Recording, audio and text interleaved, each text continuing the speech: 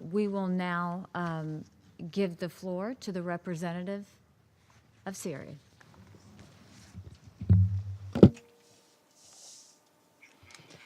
Thank you, Madam President.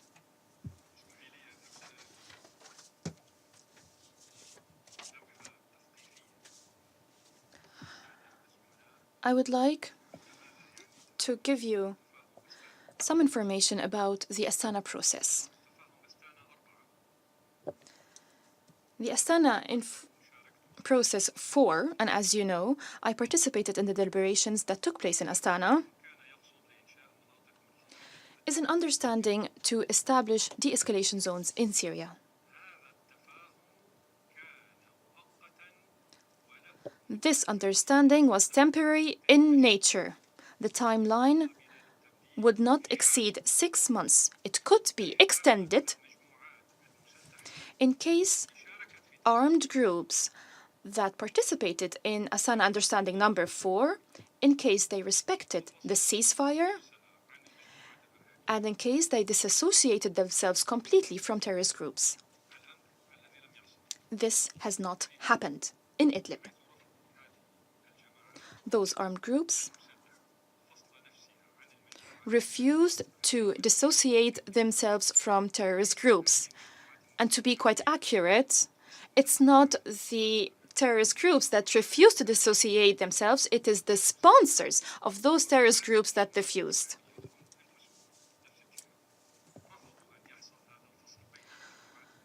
So they refused to dissociate themselves from the terrorist groups. So this has not happened in Idlib. In addition, 4 aerial strikes hit Hamaymim Air Base. They also bombarded Aleppo on a daily basis for a year and a half since we adopted Astana Understanding number 4. So, whoever is talking about the de-escalation zone is Idlib.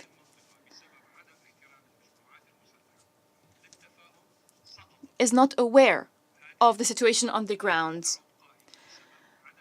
So there is no de-escalation zone in Idlib because armed groups did not respect the provisions of the Astana process. This is just an introduction to explain to the members of the Council what we mean by the Astana process and the Astana understanding, and why we've reached the current situation in Idlib. Of course, the story goes back to earlier than this. As you know, it started in Vienna in November 2015. This is a conference that Syria did not participate in. We weren't even invited to that conference. In this conference, it was decided that Jordan would prepare lists to decide who is a terrorist and who's not. And Saudi Arabia was asked to decide who's representing the opposition and who's not. This hasn't happened so far, and this is why the situation is as it is now in Idlib, because the countries sponsoring terrorism do not want to distinguish between terrorists and armed opposition. In the Astana process, we tried to find a solution through establishing de-escalation. Unfortunately, the experience has failed in Idlib for the same reason, because the sponsors of armed groups and terrorist groups did not respect the decisions made in Vienna in 2014 or the Astana process. My British colleague said that there are 50,000 terrorists in Idlib. Mr. de Mistura called them very few. There are very few terrorists in Idlib. But, my dear colleague, the British ambassador, we're talking here about 50,000 terrorists.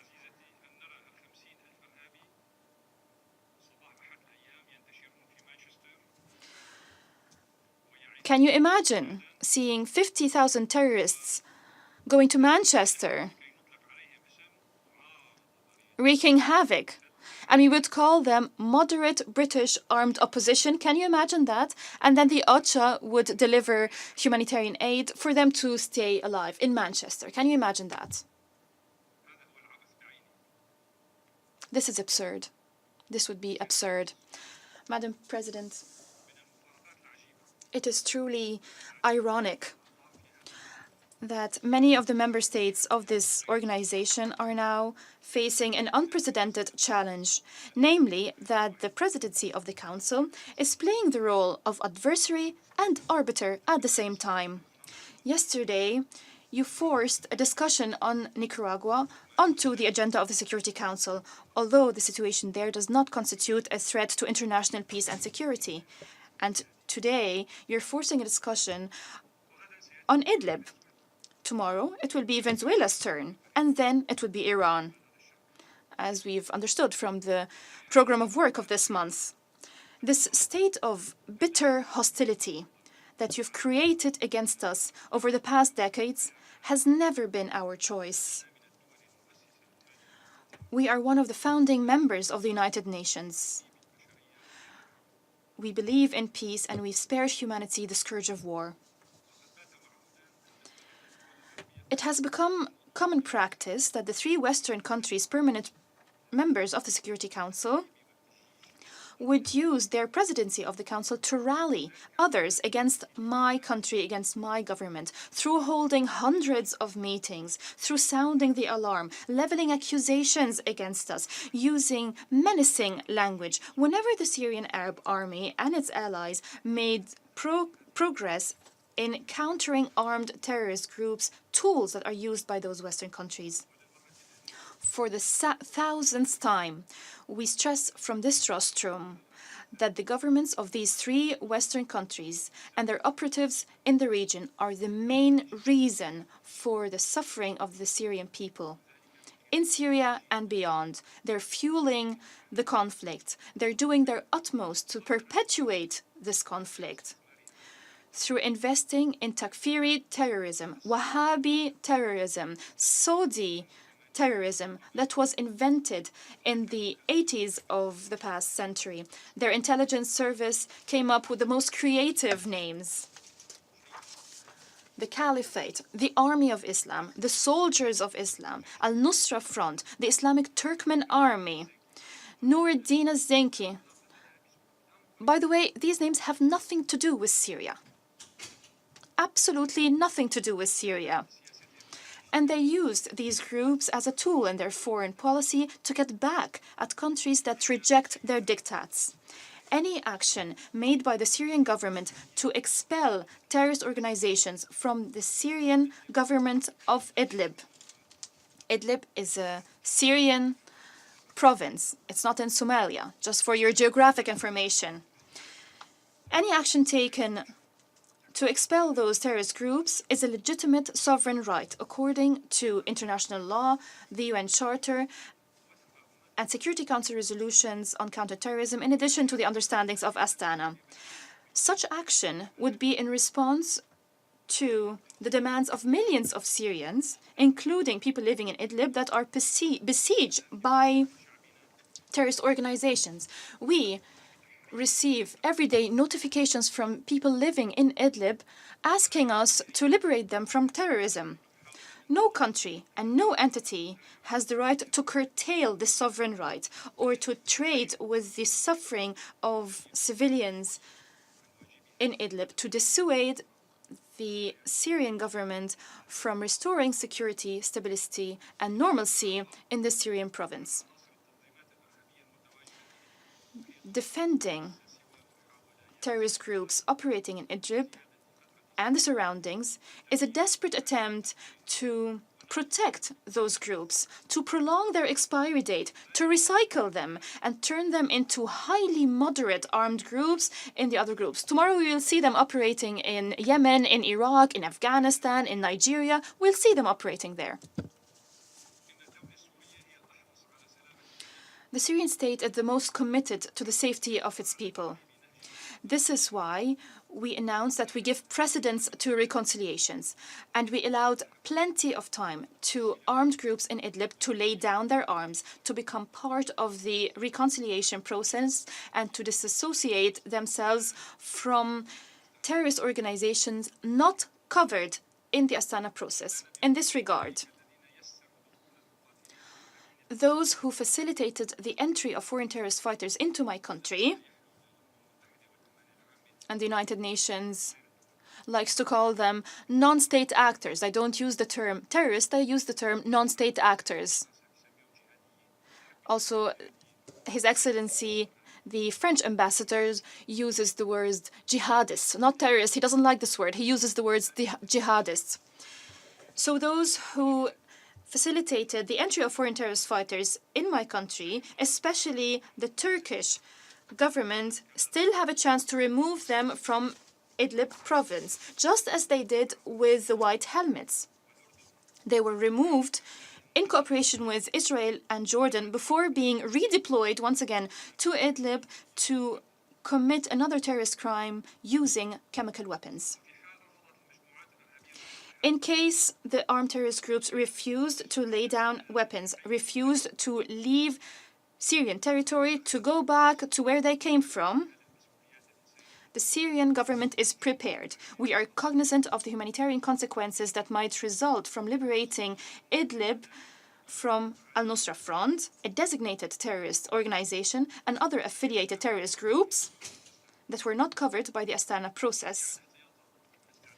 This is why we take all precautions and preparations to protect civilians, to provide safe passages for them to leave, just as we've done before in similar situations. We would provide shelter, food, and medical care. The Syrian government also called upon international organizations operating in Syria, all of them, to prepare to meet urgent humanitarian needs.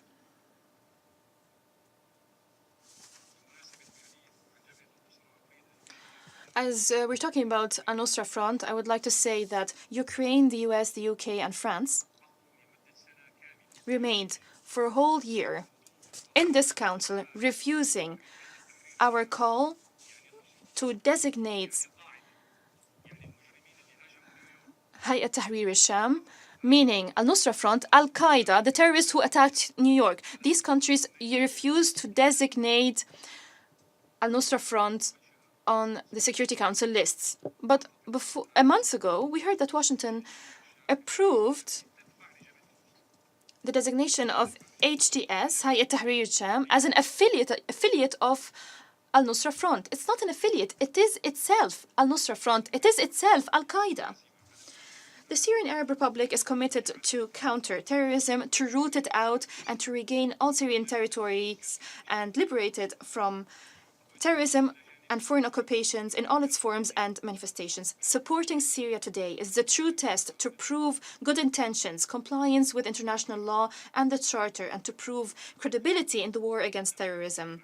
We have provided to you information on the intent of terrorist organizations and white helmets to use chemical substances and to lay the blame at the feet of the Syrian government and to pave the way for another tripartite aggression. We call upon those three countries that have influence on the terrorist organizations on the ground to prevent them from using any weapons or chemical substances as a pretext to allow interference and direct aggression by their sponsors.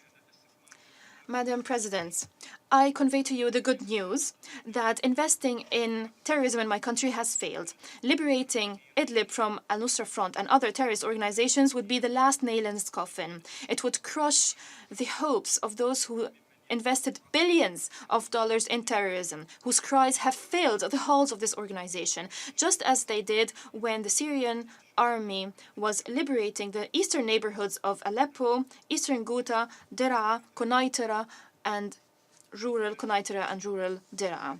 In conclusion, Madam President, I would like to make a remark to the colleague, Deputy Foreign Minister of Kuwait. I remind him that Mr. Tabat Bati, who's a parliamentarian, a member of parliament in Kuwait, organized a campaign to send terrorists to Syria in 2012. This campaign was called Go and Fight for Jihad in Syria. I'm talking here about a member of parliament. Of course, he was supported by Takfiri Salafist members of parliament in Kuwait.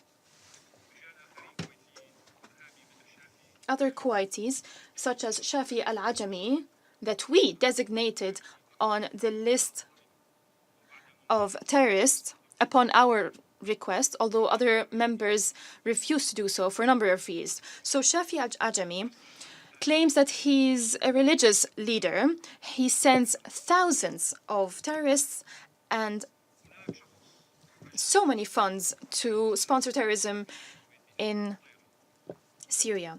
There is a member of the army called Mutayri, member of the Kuwaiti army. According to the New York Times, in 2012, the New York Times issued a very long article on him. So a sergeant in the Kuwaiti army sent $500 million to sponsor terrorism in my country, according to a report by the New York Times. So this is what we've received from our brothers in Kuwait. I mean, Kuwait is calling us brothers, but I don't know what kind of brothers act this way. When we stood on Kuwait's side, we didn't send terrorists to Kuwait. We sent military forces to protect Kuwait. Thank you, Madam President. There are no further speakers. The meeting is adjourned.